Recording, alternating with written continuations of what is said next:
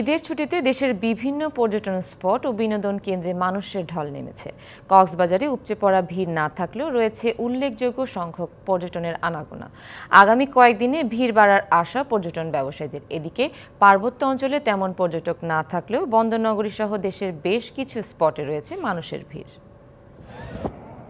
ঈদের টানা ছুটিতে পর্যটকদের পদচারণায় মুখর সমুদ্র সৈকত সহ কক্সবাজারের বিনোদন কেন্দ্রগুলো। সমুদ্র সৈকতের বালিয়াড়িতে আনন্দ উদযাপনে মেতে উঠেছেন অনেকে। ঈদের দিন তেমন ভিড় না থাকলেও দ্বিতীয় দিন বেড়েছে পর্যটকের সংখ্যা। আগামী কয়েকদিন এই সংখ্যা আরও বাড়বে বলে আশা পর্যটন সংশ্লিষ্ট ব্যবসায়ীদের। একমাত্র ওয়ালটন এসি দিচ্ছে 1 বছরের রিপ্লেসমেন্ট গ্যারান্টি এবং কম্প্রেসারের 10 বছরের গ্যারান্টি।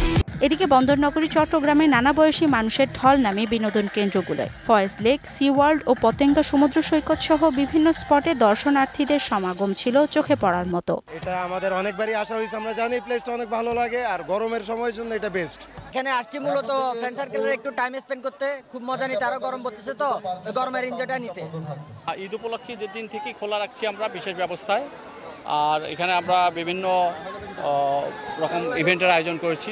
এদিকে বৃষ্টি উপেক্ষা করে আনন্দ উপভোগ করতে নরসিংদী ড্রিম হলিডে পার্কে ভিড় জমায় দর্শনার্থীরা। Water park, sky train, bullet train, swing chair, speed boat সহ নানা রাইডে চড়ে উচ্ছ্বসিত তারা। ঈদের পরের দিন সবার ছুটি আছে, বন্ধু বান্ধব নিয়ে ঘুরতে আসলাম। ভালোই লাগতেছে। ফার্স্টে আশা করি নাই যে এত মানুষ হবে, অনেক মানুষ, কারণ মোটামুটি সব জায়গায় বৃষ্টি চলতেছে। এখানে বিভিন্ন রাইড আছে, উঠতে আমার খুবই ভালো লাগে। এই জন্য পরিবারের সবাইকে নিয়ে এখানে মজা করতে আমি এখানে আসি।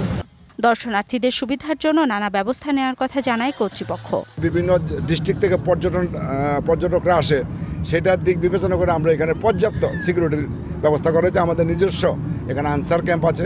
ইভেন আমাদের নরসিংদী প্রশাসনও আমাদেরকে পর্যাপ্ত নিরাপত্তার ব্যবস্থা করেছে।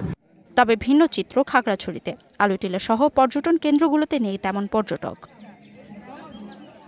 Arghamitra Tarafdar, DBC news desk.